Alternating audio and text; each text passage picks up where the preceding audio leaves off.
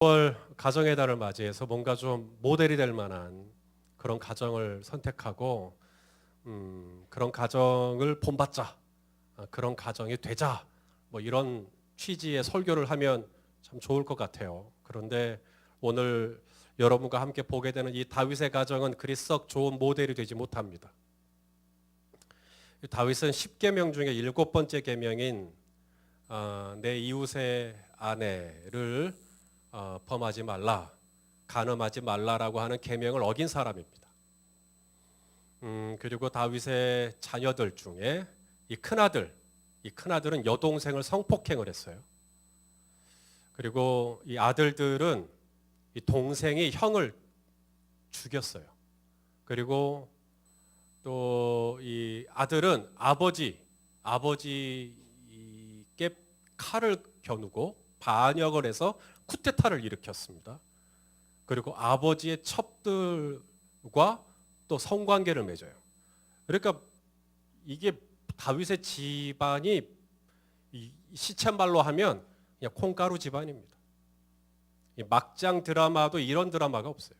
아주 심란한, 그냥 좀 너무 문란하기 그지없는 그런 가정입니다. 무슨 이런 가정이 다 있나? 그런 심란하게 그지없는 그런 가정입니다. 소망이 없는 가정이죠. 우리가 매주 수요일이면 창세기를 지금 보고 있어요. 벌써 100번째 강해가 지나갔는데 이삭의 가정을 지금 보고 있습니다. 아브라함도 지나가고 지금 이삭의 가정을 보고 있는데 믿음의 조상 아브라함의 아들 이삭이니까 뭔가 좀 이삭은 좀 다르겠지. 근데 이삭도 아주 이상합니다. 이삭의 나이가 들어가면서 점점 이상해집니다. 눈이 어두워요. 성경에서 눈이 어둡다, 이것은 그냥 그 사람의 시력이 점점 어두워지나 보다, 이게 아니라 영적으로 점점 둔해지고 있다라는 거거든요. 이삭이 점점 영적으로 이게 감각이 둔해지는 건데, 이게 왜 그렇게 되는가 그랬더니 에서가 사냥을 해서 고기를 잡아와요. 사냥을 해서 고기를 잡아오면 이 별미, 이 음식, 이 별미에 점점 이삭이 중독이 되는 겁니다. 이게 세상으로부터 오는 고기죠. 세상으로부터 오는 음식입니다. 여기에 점점 중독이 되는 거죠. 그렇게 하다 보니까 이 영적인 시력이 점점 떨어지는 겁니다. 이 영적인 분별력이 떨어지는 거죠. 영적인 분별력이 떨어지니까 하나님이 처음에 이삭에게 주셨던 말씀이 뭐냐면 큰 자가 어린 자를 섬기리라. 형이 있지만 형이 동생을 섬기리라. 이것이 하나님의 뜻이에요. 이것을 이삭이 알아요. 이삭이 알기 때문에 에서를 몰래 축복하려고 했던 겁니다. 하나님의 뜻을 아니까. 하나님의 뜻을 아는데도 에서를 축복하고 싶어 해요. 왜? 에서는 별미를 만들었다 주니까. 별미를 그렇게 좋아해요. 또 리브가는 그걸 뒤에서 다 듣고 있었어요. 다 알고 있었어요. 그러면 리브가가 가서 남편에게 그러지 말라고 이야기를 하면 되는데, 리브가도 또 몰래 야곱을 변장을 시켜가지고 이삭이 눈이 어둡다라는 그 연약함을 이용해가지고 에서인 양, 야곱을 에서인 양 변장을 시켜가지고 이삭에게 데리고 갑니다. 그래서 이삭이 에서인 줄로 알고 야곱을 축복하게 만들어요. 이런 가정입니다. 또 야곱은 어머니의 방법이 정직한 방법이 아니면, 어머니 그거 좀 올바른 방법 아니잖아요 라고 하면서 제지하면 되는데, 야곱 또한 어머니 편을 들어요. 그럴까요? 저도 그러면 아버지를 잘 속여보겠습니다 하고는 또 그렇게 또 편을 들어서 아버지를 어찌하든지 속여가지고 형에게 갈 뻔했던 축복을 가로채버립니다. 이상한 가정이죠. 그리고 형은 사냥을 하고 돌아오니까 자기에게 주기로 했던 축복이 동생이 가로채버렸어요. 그러니 열받아가지고 동생을 죽이겠다고 으르렁거립니다. 이런 가정입니다. 이삭은 이삭대로 거짓말하고, 리브가는 리브가대로 거짓말하고, 야곱은 야곱대로 거짓말하고. 여러분, 이런 가정이 과연 하나님 믿는 가정이라고 말할 수 있나? 정직하지 않고 진실하지 않고, 이런 가정이 정말 하나님을 경외하는 가정이라고, 하나님을 두려워하는 가정이라고 말할 수 있겠나? 하나님 믿는 가정이라고 떳떳하게 할 수 있겠나? 소망이 있나? 이런 가정이 과연 미래가 있나? 하나님이 과연 이런 가정을 쓰시겠나? 그런데 우리 하나님은 놀랍게도 나는 아브라함의 하나님, 그 다음에 이삭의 하나님, 나는 야곱의 하나님이라고 말씀하셔요. 하나님은 이런 가정을 고치시고, 이런 가정을 수리하시고, 이런 가정을 보수하시고, 이런 가정을 변화시키셔서 마침내 하나님께서 이스라엘의 조상으로 만들어 가셔요. 다윗의 가정도 마찬가지입니다. 우리가 콩가루라고 말하는 정말 소망 없어 보이는, 어떻게 이렇게 문란한 가정이, 어떻게 이렇게 지저분한 가정이 되겠나? 그런데 하나님은 바로 이러한 다윗의 혈통을 통해서 예수 그리스도가 오게 하셔요. 그래서 우리가 신약 성경 제일 첫 번째 성경이 마태복음입니다. 신약 성경이 제일 첫 장 첫 절, 신약 성경이 제일 첫 장 첫 절이 뭐냐면 마태복음 1장 1절인데 우리 한번 읽어봐요. 시작. 아브라함과 다윗의 자손 예수 그리스도의 계보라. 예수 그리스도가 어디로부터 왔냐면 아브라함과 그 다음에 다윗의 혈통으로부터 왔다 이 말입니다. 근데 우리는 이 마태복음 1장 1절을 딱 읽으면 아브라함과 다윗의 자손, 그러니까 아브라함과 다윗에 대한 좋은 이미지를 총동원시킵니다. 그러면서 그래 맞아, 아브라함은 하나밖에 없는 독자 이삭을 하나님이 번제로 바치라 그러니까는 그냥 바로 그냥 모리아 산으로 데리고 가가지고 다 번제로 바쳤던 믿음의 사람이지, 훌륭한 사람이야. 그래 아브라함의 자손이야. 맞아. 다윗 그 어린 나이에 엘라 골짜기에서 블레셋 장수 골리앗이 하나님의 이름을 모욕하니까 그냥 막 참을 수가 없어가지고 시내에서 매끄러운 돌 하나 주워가지고 그냥 확 던져가지고 그냥 블레셋을 골리앗 한 방에 쓰러뜨린 멋있는 사람. 시편 23편 여호와는 나의 목자시니 내게 부족함이 없으리로다. 하나님을 찬양했던 찬양의 사람, 하나님의 법궤가 오는 날 막 찬양을 춤을 췄던 믿음의 사람, 위대한 신앙의 사람, 막 이런 이미지를 총동원해가지고 그래 맞아, 예수님은 아브라함과 다윗의 자손이 될 만해. 그런데 여러분, 이 아브라함이라는 이 사람 가나안에 기근이 되니까 애굽으로 쭈르르 도망가 버리고, 애굽으로 내려가니까 자기 아내 때문에 자기 생명이 위협받을 것 같으니까 자신의 아내를 누이라고 거짓말로 속이고, 그러기를 2번이나 하고, 하나님이 쪼개진 짐승 사이로 횃불로 지나가면서 너에게 아들이 있을 거라고, 만일 아들이 없으면 쪼개진 짐승처럼 내가 그렇게 돼도 된다고 하나님이 이렇게까지도 언약을 하시는데도 그걸 믿지 못하고 바로 그 다음에 사라의 몸종 하갈을 통해서 이스마엘을 낳아버리고, 그래놓고도 이스마엘을 낳았으면 책임을 져야지. 사라가 좀 뭐라 하니까는 바로 하갈하고 이스마엘을 광야로 쫓아내버리고, 이런 아브라함의 이미지는 머릿속에 안 그려요. 다윗은 그의 충성스러운 신하의 아내를 갖다가 취하고, 그의 아들들은 막 서로 죽이고 치고 싸우고, 그의 아들 중에 한 명은 아버지의 자리를 노리고 쿠데타를 일으키고, 이런 다윗의 이미지는 별로 안 그려요. 왜? 불편하니까. 예수 그리스도의 계보가 그런 심란한 가정에서 흘러나왔다, 예수님이 그런 물란한 가정에서 예수 그리스도의 계보가 이어졌다라고 받아들이기가 불편하니까. 그런데 여러분, 예수님이 그런 아브라함의 가정 같은, 이삭의 가정 같은, 야곱의 가정 같은, 서로 막 속이고 거짓말하고 서로 막 욕심 부리고 서로 치고, 다윗 가정 같은 그렇게 서로 상처받고 서로 막 암투를 벌이고, 이런 정말 소망 없어 보이는 그런 가정인데, 그런 가정 한 복판에서 한 줄기에서 예수 그리스도가 오셨다.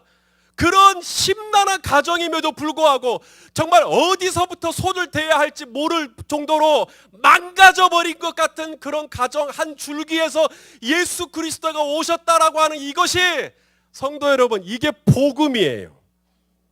만일에 예수님이 완전히 경건하고 완전히 기도 열심히 하고 맨날 성경 보고 의롭고 선하고 신실하고 흠잡을 데 없고 이런 가문을 통해서만 예수님이 오셨다 그러면 우리는 소망 없습니다.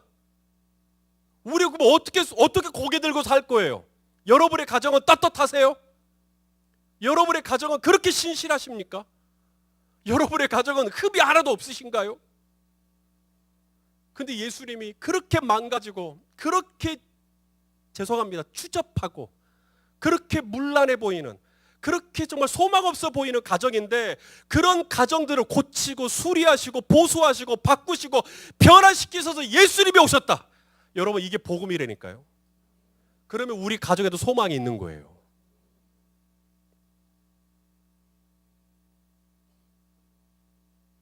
그럼 뭐냐는 거예요.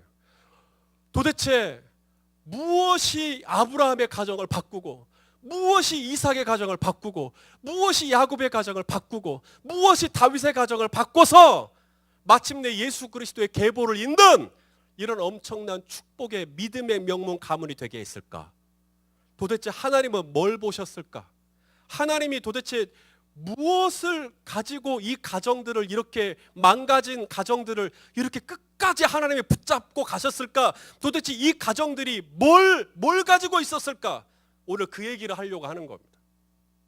참 문제 많은 가정인데, 진짜 심란한 가정인데, 하나님께서 그럼에도 불구하고 끝까지 이 가정들을 붙들고 마침내는 주님이 원하시는 가정으로 바꾸시고 이스라엘의 12조상을 낳게 하고 마침내는 하나님이 한 나라를 낳게 하는 멋진 가문으로 세워가시는 이 모습들을 보면서 하나님이 이 가정들을 끝까지 만들어 가시는 그 중심, 그 절대 불변의 원칙이 있더라고요. 다윗의 가문도 보니까 정말 이렇게 심란한 가정인데 이 가정이 될까? 그런데 하나님이 이 다윗의 가문을 세워가셔요. 지금 우리가 매일 성경으로 저희 교회는 새벽마다 말씀을 보는데요, 이번 5월달하고 6월달 본문이 열왕기상입니다. 열왕기상. 지금 대통령 선거 내일 모레 하는데 이 대통령이 지도자가 지금 세워져야 할 이때에 매일 성경 편집부에서는 참된 지도자, 참된 리더십이 뭐냐를 묵상하기 위해서 열왕기상을 선택했다고 그렇게 그 서두에 그렇게 이야기를 하고 있어요. 그래서 참된 성경적인 지도자상을 이야기하기 위해서 열왕기상을 선택했습니다. 이렇게 이야기하는데, 이 열왕기상은 솔로몬 이후에 이스라엘이 남과 북으로 분열이 됩니다. 북이스라엘과 남유다로. 그리고 나서 120년 동안 이 분열의 역사가 진행되는 동안 수많은 왕들이 북쪽에도 나오고 남쪽에도 나오는데, 이 많은 왕들을 평가를 해요. 이 역사가들이 왕들을 평가를 할 때 이 왕이 참 좋았어, 이 왕들은 참 안 좋았어 라고 평가를 하는 그 기준이 누구냐면 다윗입니다. 그러니까 이 왕이 다윗의 길로 갔느냐, 다윗의 길로 가지 않았느냐가 기준이 돼요. 그래서 이 왕들을 평가하는 이 역대기들, 열왕기상, 열왕기하, 이 왕들을 기록하는 이 역사가들의 이 기록들을 결론을 보시면 다윗의 길로 갔더라, 다윗의 길로 가지 않았더라, 결론 이렇게 갑니다. 그러니까 다윗은 절대로 모델이 될 만한 가정이 아니라니까요. 다윗의 가정은 말씀드렸잖아요, 심란한 가정이라고. 그런데 하나님은 이 가정을 들어서 역사의 표본이 되고 역사의 기준이 되는 가정으로 만드셨어요. 어떻게 이 가정이 역사의 기준이 돼서 이 가정의 길로 가면 잘한 거고 이 가정의 길로 안 가면 악한 거고 어떻게 이런 가정이 되냐 이거예요. 다윗의 가정이 그렇게 축복이 될 수 있었던, 그런 망가져버린 심란하게 그지없는 이런 가정에 그런 하나님의 축복의 가정이 될 수 있었던 딱 한 가지가 있었다니까요. 그것은 오늘 저와 여러분의 가정에도 동일하게 적용되는 원칙입니다. 우리도 이거 한 가지만 있으면 돼요. 그게 뭔가 오늘 이제 그거 나누려고 하는 겁니다. 바로 하나님을 향하여 붙들고 있는 절대적인 신뢰, 믿음입니다. 이 믿음이 있으면 하나님이 이 믿음을 사용하셔서 끝까지 마침내는 그 믿음 때문에라도 저와 여러분의 가정에 많은 허물과 연약함이 있지만 우리 가정을 끝까지 하나님이 원하시는 모양으로 점점 만들어 가시는, 여러분 이것이 우리 하나님이 일하시는 원리 원칙입니다. 다른 거 없어요. 오늘 우리가 이제 본문을 보시는데 이 본문 속에서 우리가 보게 되는 게 뭐냐면 다윗의 믿음입니다. 다윗이 이런 믿음을 가지고 있는 사람이구나. 그러니까 하나님이 다윗을 축복하신 거였구나. 자, 지금 다윗이 어떤 상황인지 아시죠? 다윗은 지금 아들에게 쫓겨가지고 지금 광야로 도망치고 있는 상황입니다.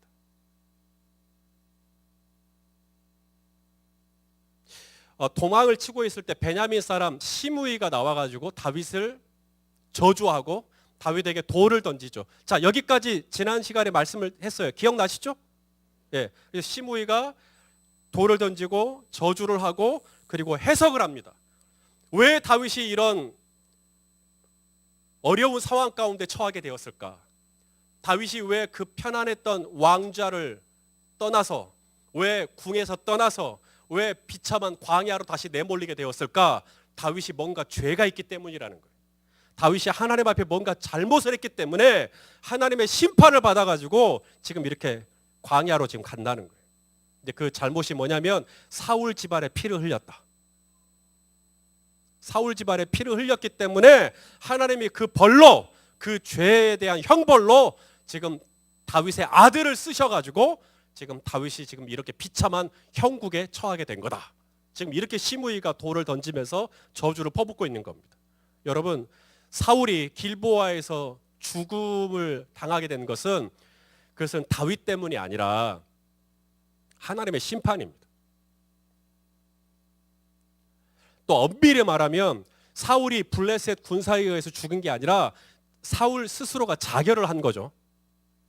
그리고 요나단도 그의 아버지와 함께 전투에 참여했다가 전사한 거고요. 이스보셋은 그의 부하들에 의하여 죽임을 당한 거고요. 다윗이 한 거 아닙니다.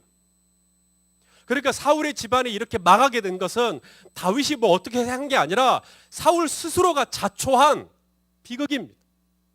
그런데 시므이는 이것을 전부 다 다윗에게 뒤집어 씌워가지고는 다윗 때문에 이렇게 됐다, 이렇게 가는 겁니다. 그러니 말도 안 되는 해석이고 말도 안 되는 이야기입니다. 그런데 이걸 전부 다 지금 다윗에게 다 뒤집어 씌우는 거죠. 자, 이런 얘기를 막 하니까 오늘 본문이 시작되는 9절에 수르야의 아들 아비새, 이 다윗 옆에 있던 군대 장관 중에 한 명이죠. 이 아비새가 흥분을 해요. 그리고는 칼을 뽑아서 당장 이 시므이를 죽이겠다는 거죠. 왜냐하면 시므이의 해석은 위험한 발언이니까. 시므이가 이런 말을 하도록 내버려 두면, 시므이가 이런 글을 다음에 아고라 광장에 게시하도록 내버려 두면 이게 일파만파 소문이 퍼지니까, 영향력을 주니까 이 언론을 통제하겠다는 겁니다, 아비새가. 그런데 다윗이 하지 말라는 겁니다. 자, 한번 9절 말씀을 한번 같이 한번 읽어보겠습니다. 시작.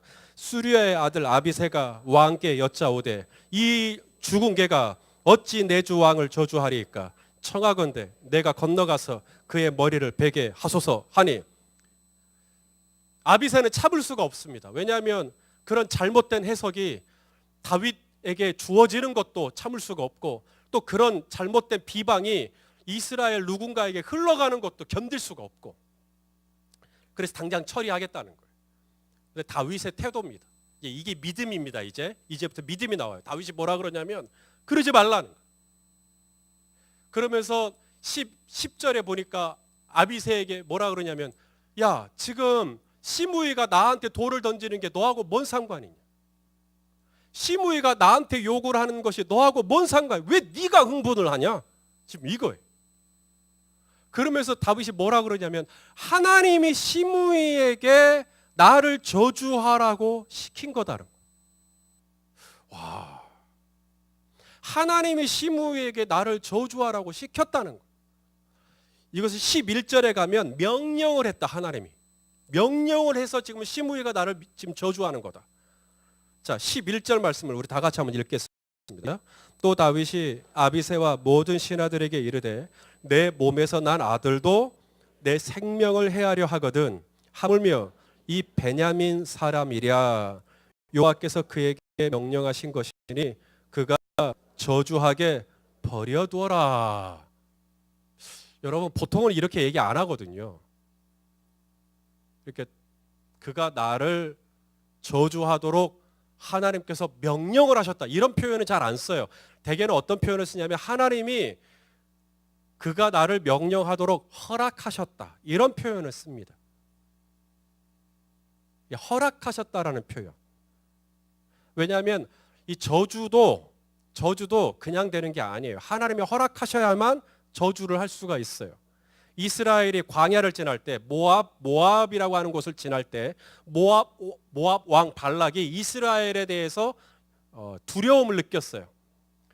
그래서 이스라엘 군대가 오니까 두려움을 느껴요. 그래서 이스라엘을 저주할 양으로 거짓 선지자 발람을 찾아가서 돈을 주면서 이스라엘을 저주해달라 그래요. 그래서 산에 올라가서 이제 높은 곳에 올라가서 발람 선지자가 이제 저주를 하려고 합니다. 저주를 하려고 하는데 하나님께서 그의 혀를 확 꼬부라 버려요. 그래가지고 저주가 아니라 뭐가 나가죠? 오히려 이스라엘을 축복하는 아름다운 말들이 막 흘러나갑니다. 그러니까 발락 왕이 아니 그런 말 말고 그런 좋은 말 말고 저주를 해달라니까. 그래서 다시 나중에 또 재차 다시 돈을 주면서 또 저주해달라 그래. 그래서 발람이 또 돈을 받고 또 저주를 하려고 또 올라가요. 또 저주를 하려고 딱 심호흡을 하고 말을 딱 뱉었는데 또 하나님이 혀를 갖다 또 꽉 꽈버려요. 그래가지고 또 저주가 아니라 축복이 막 흘러나가는 거예요. 이러기를 3번을 하는 겁니다.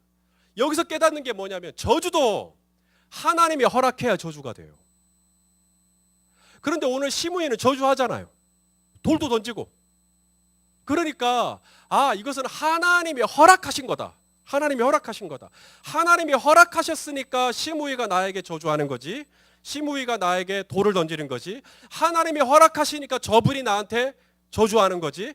이렇게는 얘기를 해요. 예수님도 뭐라 그랬냐면 마태복음 10장 29절에 하나님이 허락하지 않으면 참새 한 마리도 땅에 떨어지지 않는다고. 대개는 이 정도는 얘기합니다. 하나님이 허락하신다고. 그런데 오늘 다윗의 표현은 하나님이 시므이에게 허락했다라고 표현하지 않고 뭐라고 표현을 해요? 하나님이 시므이에게 명령을 했다. 이것은 허락이 아니라 허락에서 조금 더 나간 겁니다. 자, 이런 이미지예요. 허락을 했다라는 건 뭐냐면 시므이가 이제 돌을 던집니다. 그리고 하나님이 뒤에 가서 서 계시는 거예요. 시므이가 자, 저 돌 던져도 돼요? 그럼 하나님이 뒤에서 던져. 욕해도 돼요? 욕해. 이게 하나님이 허락하신 겁니다. 하나님은 뒤로 빠져 있어요. 그리고 하나님이 이 모든 상황을 지켜보시면서 그래 네가 해. 이것이 하나님이 허락하시는 겁니다. 근데 명령은 달라요. 하나님이 같이 돌을 들어서 같이 던지는 겁니다. 그게 명령의 이미지입니다. 하나님이 같이 욕을 퍼부어 버리는 거예요. 시므이랑 같이 합작을 해가지고. 지금 다윗이 느끼는 게 뭐냐면 하나님이 시므이를 통해서 나에게 지금 돌을 던지는 것이 하나님이 마치 자기에게 돌을 던지는 것처럼 지금 그렇게 받고 있는 겁니다. 그러니까 아비새가 지금 시므이가 왕에게 지금 저주를 퍼붓고 있는데 내가 가서 막을까요? 근데 다윗이 막지 말라 그래요. 왜? 지금 시므이를 막는 것은 하나님을 막는 것과 같다. 시므이를 막는 것은 하나님을 제지하는 것과 같으니까 막지 말라는 거죠. 하나님이 돌을 던지면 맞아야지. 하나님이 돌을 던지면 맞아야지. 이게 다윗입니다. 여러분 이럴 때는 어떻게 해야 될까요? 하나님이 돌을 던지는 것 같을 때, 하나님이 나를 향해서 돌을 던지는 것 같을 때 내가 어떻게 해야 될까요? 이럴 때 어떻게 해야 되는지를 다윗은 이미 배웠어요. 언제? 사울 왕 때. 사울 왕 때. 다윗은 이미 그때 배웠어요. 그때 다윗이 어떤 위치에 있었냐면 이스라엘의 군대 장관이었어요. 천부장이었어요. 아주 최연소 군대 장관이었겠죠. 그래서 천부장으로서 가는 곳마다 이겼다 그랬어요. 지혜롭게 행했다. 모든 백성들이 다윗을 좋아했어요. 그리고 다윗은 사울 왕의 사위였어요. 사울 왕의 딸이 다윗의 아내였다니까요. 그러니 사울 왕과 돈독하게 지낼 만도 한데 사울 왕을 위해서 수금을 연주를 하는데 사울 왕이 갑자기 옆에 있던 단창을 들어서 다윗에게 던지는 거죠. 다윗이 민첩하니까 운동신경이 좋으니까 얼른 피했어요. 또 던지는 거예요. 또 집어서 또 던지는 거예요. 다윗이 얼마나 이 돌을 잘 던지는 사람이에요. 물매로 한 번 던졌을 때 골리앗의 이마에 돌이 박혀서 쓰러질 정도의 정확한 겨냥을 할 수 있는 사람이니까 자기에게 단창을 던졌을 때 도로 집어서 다시 던지기로 결정만 하면 사울이 어떻게 될지 모르거든요. 근데 다윗은 단창을 도로 집지 않고 그냥 그 자리를 피해요. 피해서 그 다음부터는 이제 도망 다니기 시작합니다. 언제까지? 몰라요. 그냥 정처 없이 계속 도망 다니기 시작합니다. 언제 끝날지 모르는 시간 속에서 계속 도망다니기 시작합니다. 아둘람 굴로, 황무지로, 수풀로, 광야로, 이방 땅으로 계속 도망다니기 시작합니다. 언제까지? 몰라요. 우리는 대충 그것이 10년이라고 어림잡아 이야기하지만 다윗은 언제 끝날지 모르는 그 시간 속에서 그냥 무방비로 계속 도망만 다니는 거예요. 사울을 죽일 수 있는 기회가 2번이나 있었어요. 하지만 다윗은 그거 다 내려놨어요. 왜? 사울이 자기를 향해 던지는 이 단창을 하나님이 자기를 향해 던진다고 생각했기 때문입니다. 하나님이 던지는 단창이면 자기가 이것을 끝낼 수 없다. 하나님이 단창을 던지는 거면 자기는 이것을 받아야 된다. 이것이 다윗의 믿음이었어요. 시므이가 돌을 던지는 것이 아니라 하나님이 돌을 던지는 거면 내가 받아야 되는 것처럼 사울왕, 내 장인어른이 나에게 창을 던지는 거면 내가 이 창을 받아야지. 이것이 다윗의 믿음이었어요. 그러므로 내가 오늘 사울을 제거할 수 있는 기회가 왔지만 내가 이걸 제거하지 않겠다. 나는 오직 하나님께 모든 때를 맡기겠다. 그리고는 그냥 무작정 피하고 도망다니기만 했어요. 여러분, 이게 믿음이에요. 다윗의 믿음.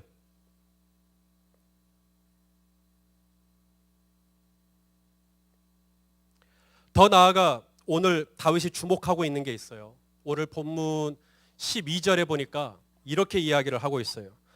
혹시 여호와께서 나의 원통함을 감찰하시느니 오늘 그 저주 때문에 여호와께서 선으로 내게 갚아 주시리라 하고.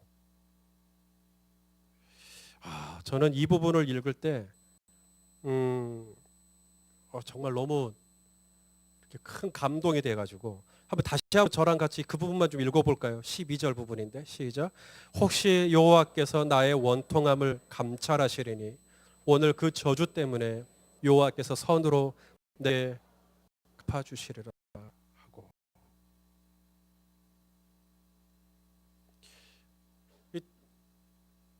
사울 왕이 단창을 던질 때 다윗은 그걸 이해 못했어요. 왜 내 장인이 나에게 저렇게 단창을 던지는지 이해를 못. 우리는 알아요. 왜냐하면 질투 때문이라는 것을 우리는 알지만 다윗은 이해 못했어요. 왜 왕이 나를 저렇게 미워하는지, 왜 왕이 저렇게 나를 죽이지 못해 안달하는지 이해를 못해요. 근데 여러분, 믿음이라는 게 뭐냐면 아브라함이 갈 바를 알지 못하고 갔다. 여러분 그 말씀 아세요? 갈 바를 알지 못하고, 그러니까 내가 어디로 가야 되는지, 정확히 어디로 가야 되는지도 모르면서도 하나님을 신뢰하고 가는 것이 믿음인 것처럼, 왜 나에게 이런 돌이 날라오는지, 왜 나에게 이런 단창이 날라오는지, 내가 왜 이런 소리를 들어야 되는지 이해가 안 돼도 하나님을 신뢰하고 가는 것, 여러분 이게 믿음입니다.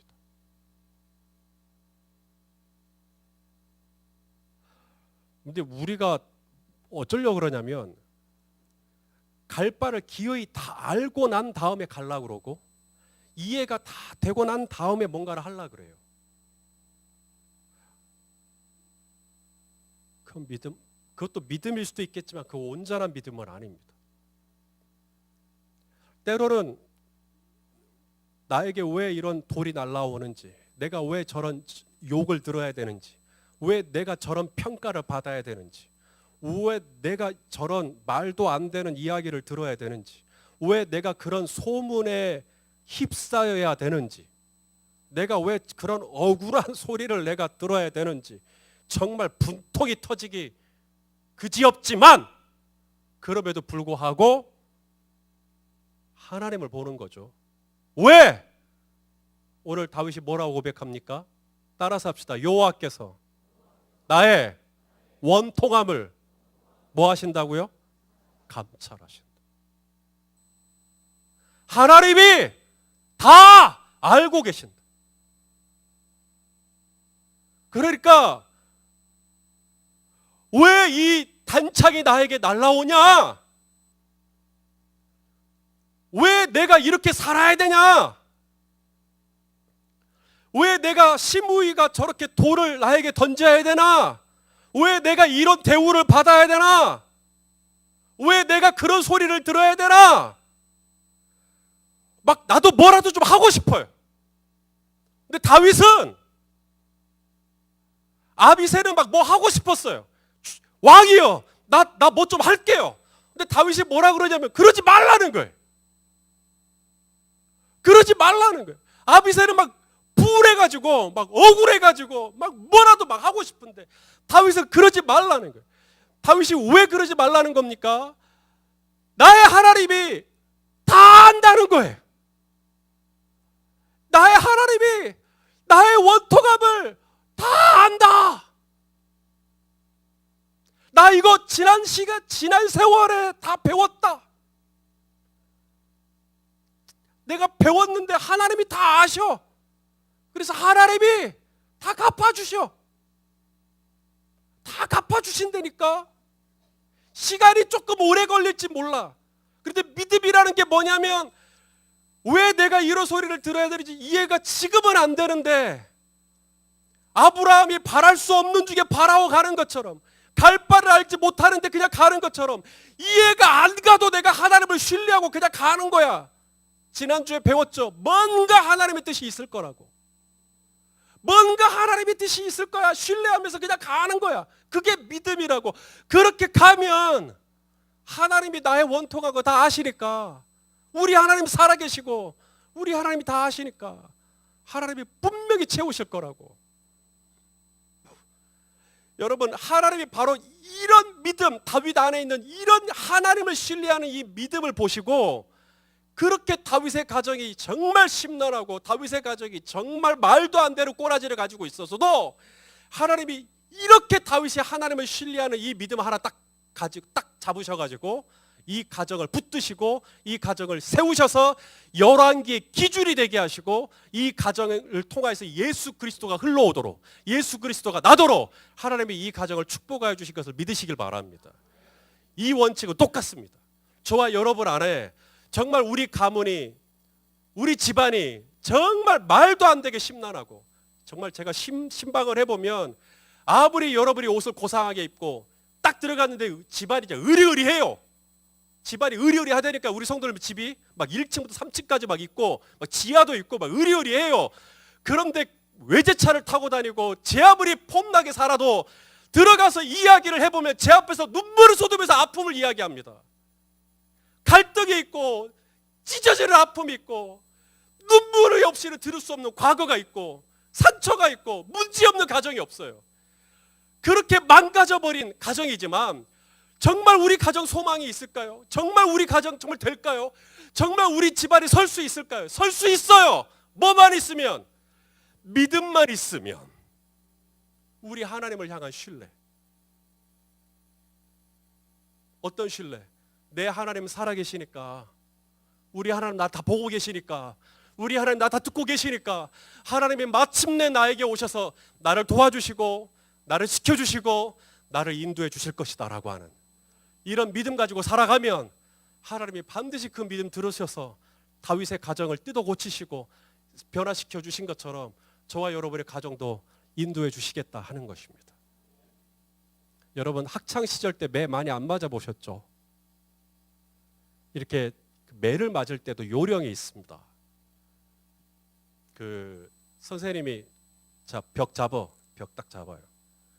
엉덩이 내밀어. 그래서 엉덩이 딱 내밀죠. 그러면 이제 엉덩이를 맞으면 돼요. 엉덩이가 살이 많으니까 엉덩이를 맞으면 돼요. 그러면 엉덩이를 땅 맞으면 돼요. 그런데 꼭 어떤 친구가 있냐면 이렇게 때리려고 하는 순간에 하고 손을 이렇게 살짝 하는 순간에 이제 그 친구 어딜 다쳐요? 이제 손 다쳐요.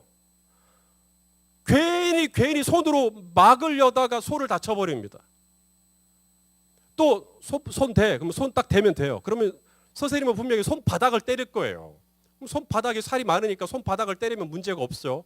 그런데 꼭 에이 이렇게 꼭 빼려는 친구가 있다 없다? 여러분이 빼셨구만. 꼭 이렇게 빼요. 빼다가 손가락을 맞아요. 손가락을. 그러면 아파요, 안 아파요? 훨씬 더 아프죠. 저 선생님은 맨날 손가락 때린다고. 아니, 지가 뺀 거는 생각 안 하고. 그러니까 이게 뭐냐면 이렇게 빼면 세 대 맞을 걸 더 맞아요. 손도 다치고 더 맞고. 그러니까 매 맞을 때도요, 요령이 있습니다. 어떻게 하면 되죠? 그냥 잘 맞으면 됩니다. 그냥 딱 버티고 때리세요. 돌을 던지시네요. 맞겠습니다. 창을 던지시네요. 맞겠습니다. 아비새처럼 말입니다. 왜 돌을 던지지? 왜 나에게 창을 던지지? 왜 내가 주님의 일을 한다는데 왜 내가 이런 소리를 듣게 하지? 왜 내가 이런 억울한 소리를 평가를 받아야 되지? 뭐야 이거? 이러면서 자꾸 내가 어떤 흥분을 하려고 그러고 내가 자꾸 뭐 하려고 그러고 이러면 어떻게 돼요? 더뎌요. 석 대 맞을 거 4대 맞아요. 4대 맞을 거 5대 맞아요. 그러면 연달은 계속돼요. 오늘 다윗이 배운 게 뭐냐면 10년 이상을 광야를 쫓아다니면서 다윗이 블레셋으로 갔다가 모압으로 갔다가 암몬으로 갔다가 계속 뺑뺑이를 돌면서 다윗이 배운 게 뭐냐면 매 맞을 때 확실하게 맞아야 되겠다. 그래서 이제 시므이가 욕을 하고 저 돌을 던지니까 다윗이 아비새에게 말합니다. 야, 그렇게 매 맞는 거 아니야. 매 맞을 때는 그냥 가만히 있어. 맞아, 그냥 조용히 맞아. 네, 하나님 던지십시오. 네, 하나님 말하십시오. 내가 듣겠습니다. 내가 이렇게 잘 받으면, 내가 이번에 저 날라오는 돌을 내가 잘 받으면 하나님께서 어떻게 하신다고요? 선으로 내게 갚아 주시리라. 이것은 연달을 받아본 사람만이 할 수 있는 말입니다. 내가 이번에 이걸 잘 받으면 하나님이 나의 원통한 거 다 아시니까, 하나님이 내가 어떻게 살았는지 다 아시니까, 내가 진짜 시므이가 하는 저 말들이 얼마나 얼토당토않다는 거 주님이 더 잘 아시니까, 주님 내가 그냥 가만히 있을게요. 그러면 주님은 저를 불쌍히 여기셔서 선으로 바꿔주시겠죠. 그리고 바꿔주시오. 그리고 그때까지 기다리는 거죠. 여러분, 이게 다윗의 믿음입니다. 다윗이 이렇게 하나님을 신뢰하고 이렇게까지 하나님을 의지하고 나가버리니까 하나님이 이런 다윗의 믿음을 딱 잡으셔가지고 다윗의 가정에 정말 문제가 많았지만 하나님은 다윗의 가정을 마침내는 예수 그리스도의 계보를 잇도록 그렇게 그 가정을 세우시고 영광을 받아주신 줄로 믿습니다. 여러분, 믿음이 뭐냐?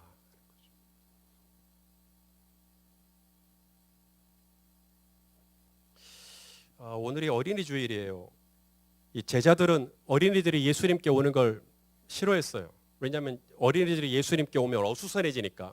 어린이들은 막 돌아다닐 거고 집중도 안 할 거고 고집 부릴 거고, 어린이들은 말도 잘 안 듣잖아요. 야, 거기 올라가지 마 그러면 올라가고, 하지 마 그럼 또 할 거고, 혼내면 내 순간 그랬다고 또 다시 또 할 거고. 아이들은 뭐 하여간 뭐 좌우지간 뭐 그렇잖아요. 연약하잖아요. 성숙하지 않잖아요. 문제가 많잖아요. 그래서 제자들은 아이들이 예수님께 오는 걸 별로 좋지 않게 생각했어요. 그래서 아이들을 막았단 말입니다.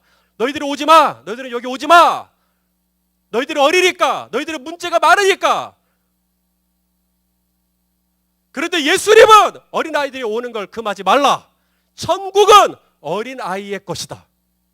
그래서 예수님은 어린아이를 오히려 받아주셨어요. 그리고 마태복음 보니까 어린아이들을 안수하셨다, 축복하셨다. 예수님이 왜 어린아이들을 받아주셨을까요? 어린아이들이 키가 커서, 어린아이들이 몸집이 커서, 어린아이들이 사리분별이 똑똑해서, 어린아이들이 뭐 경제적인 활동이 좋아서, 어린아이들이 뭘 선해서 아니잖아요. 예수님이 어린아이들을 받아들인 이유는 딱 하나입니다. 믿음 때문입니다. 어린아이들은 순수해서 그대로 받아버립니다. 자, 예수님이 어린아이들의 믿음을 칭찬한 부분이 있어요. 자, 누가복음 18장 17절 말씀 한번 읽어보죠. 시작. 내가 진실로 너희에게 이르노니 누구든지 하나님의 나라를 어린아이와 같이 받아들이지 않는 자는 결단코 거기에 들어가지 못하리라. 자, 여러분, 하나님의 나라를요, 어린아이가 어떻게 받아들이죠?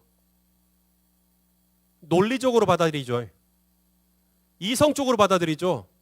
과학적으로 받아들이죠. 철학적으로 받아들입니까? 합리적으로 받아들입니까? 걔네들은 어떻게 받아들이죠? 그냥 받아들입니다. 맞습니까? 걔네들은 그냥 하나님의 나라를 얘기하면 하나님의 나라가 바로 앞에 있습니다. 그냥 하나님의 나라를 막 돌려서 얘기할 필요 없어요. 하나님의 나라를 얘기하면 하나님의 나라가 바로 앞에 있어요. 하나님의 나라를 이렇게 받아들이지 않으면 안 된다라고 말씀하십니다. 어린 아이들은 진짜 말도 안 들어요. 하지마, 네, 해놓고 또 해요. 안 하겠다고 해놓고 또 해요. 진짜 말 안 들어요. 문제 많아요. 그런데 예수님은 어린아이를 좋아해요. 딱 하나 때문이에요. 믿음 때문입니다. 하나님께서 저와 여러분의 가정을 보실 때 참 문제 많죠. 우리 가정 돈도 없고 백도 없고 뭐 배운 것도 없고, 우리 가정 여러분의 성품이 어떤지 모르지만 저도 참 성품 참 나빠요. 부족해요.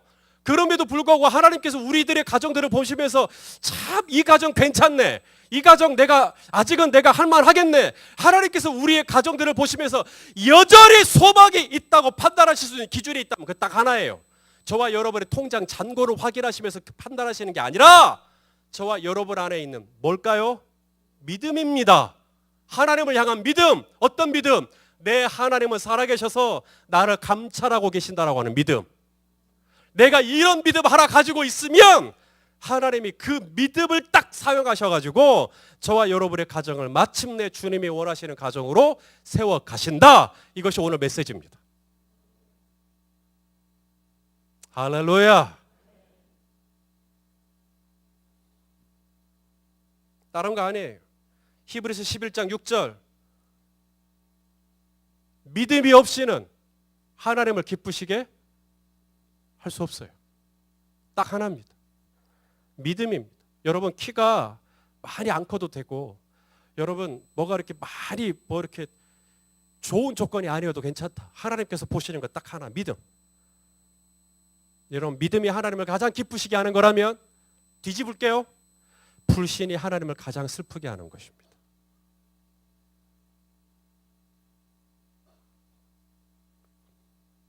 살아가시는 성도 여러분, 하나님은 살아계십니다. 하나님은 전부 저와 여러분을 다 보고 계시고요, 다 알고 계시고요, 다 듣고 계시고요. 그래서 언제든지 저와 여러분의 가정을 도우실 수 있으시고, 수선할 수 있으시고, 고치실 수 있으시고, 변화시킬 수 있으시고, 지금보다 훨씬 더 아름답게 우리의 가정들을 바꾸어 가실 수 있는 분이심을 믿으실 수 있기를 바랍니다. 하나님을 사랑하는 자, 곧 그 뜻대로 부르심을 입은 자들에게는 모든 것이 합력하여 어떻게 하신다고요? 선을 이루게 하시는 하나님을 찬양하시기를 바랍니다. 우리 믿음만 잃지 맙시다. 나를 감찰하시는 하나님, 나를 다 보고 계시는 하나님, 제 아무리 나에게 날아오는 돌이 있고 단창이 날아오고 별별 소리가 들려와도 정말 하나님이 살아계시고 하나님이 나와 함께 하신다라고 하는 이 믿음 잃지 않으면 하나님이 그 믿음 딱 붙잡으시고 하나님이 우리의 가정을 굳세게 세워주시리라고 믿습니다. 내일 모레가 대통령 선거이기 때문에 딱 30초만 말씀 전하고 마무리하겠습니다. 다윗 같은 지도자를 보고 싶습니다. 시므이처럼 자신에게 돌을 던지고 욕을 해도 다윗처럼 아무렇지 않을 수 있는 대통령이 저희 나라 대통령이 되셨으면 좋겠습니다. 자신에게 욕을 좀 퍼붓는다고, 자신에게 돌을 좀 던졌다고, 자신에게 악의적인 글을 좀 썼다고, 자신을 비꼬는 그림 좀 그렸다고 블랙리스트를 만들어서 단창을 집어던지는 대통령 말고, 언제든 자신과 반대되는 목소리도 낼 수 있고, 자신을 소재로 일요일 밤에 개그도 할 수 있고, 그림도 그려낼 수 있고, 노래도 마음껏 부를 수 있는, 그래서 마음껏 지도자의 잘잘못을 말할 수 있도록 허용을 해줄 수 있는 그런 아량이 넓은 다윗 같은 지도자 말입니다. 내일 모레 꼭 투표하셔서 우리 예준이 같은 우리 자녀들에게 지금보다는 조금 더 나은 미래를 줄 수 있는 우리 어른들, 책임감 있는 어른들이 될 수 있었으면 좋겠습니다. 자, 우리